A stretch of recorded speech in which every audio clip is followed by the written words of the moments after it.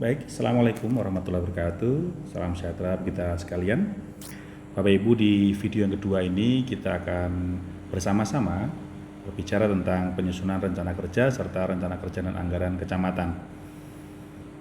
Dari video yang pertama tadi kita sudah belajar bagaimana integrasi antar dokumen dari mulai RPJMD, kemudian Renstra, kemudian Renja, kemudian juga ke RKPD dan contoh RKPD, serta contoh dari Renja serta RKSKPD. Nah, Bapak Ibu, pada pertemuan kali ini kita akan masuk pada bagaimana pengisian tabel-tabel dari proses rencana kerja dan juga rencana kerja anggaran kecamatan. Bapak Ibu, kalau kita bicara apa sih pentingnya Renja dan RKA?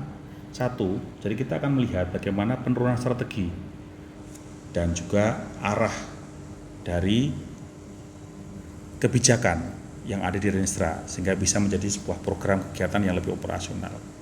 Yang kedua adalah bagaimana menerjemahkan tugas camat menjadi kegiatan operasional sesuai dengan Permendagri 90 tahun 2019.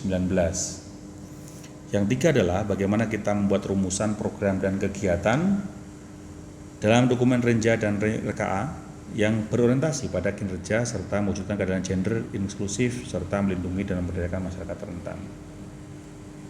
Itu beberapa hal yang perlu kita perhatikan dalam penyusunan Renja dan RKA kecamatan.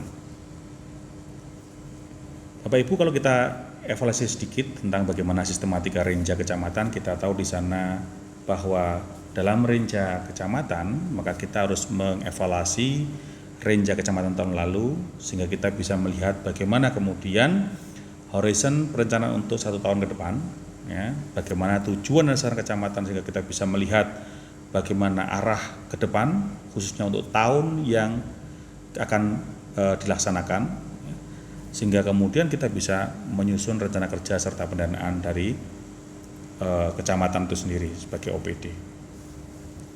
Bapak Ibu, kalau kita lihat di tabel C27 di dalam Permendagri 86 tahun 2017, Bapak Ibu bisa melihat di sana bagaimana cascading atau penurunan dari proses yang ada dalam tujuan menjadi sasaran.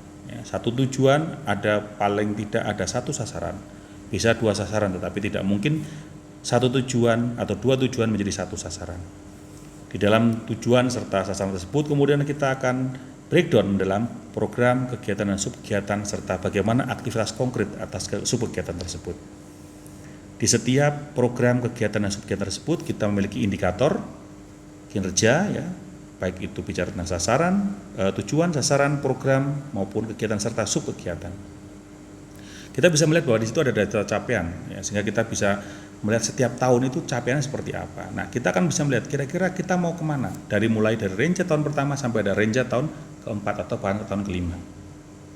Ya, disitulah kemudian tabel ini akan sangat membantu dalam proses bagaimana kita menganalisis dan merencanakan setiap kegiatan tiap tahun. Demikian juga tabel pada C29, Bapak Ibu bisa melihat di sana. Di sana ada rekapitulasi evaluasi hasil pelaksanaan Renja kecamatan dan pencapaian Renstra kecamatan sampai dengan tahun berjalan, ya Bapak Ibu.